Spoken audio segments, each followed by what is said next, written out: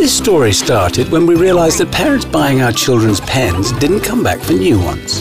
The reason? Well, to be honest, the quality was pretty average. Designer Sarah Fager set out to do something about it. I wanted to make something that is built the way children use and sometimes abuse art supplies. MÅLA is a collection of pens, stamps, scissors and brushes. The pen tips will stand vigorous thumping and can be left without a top for days without losing their color. The brushes are short and chunky with a perfect grip for small-handed painters. We wanted to make the quality so good that when parents joined their kids, they would start using them on their own. And I can honestly say that I borrow the brushes from my kids when I do my design work.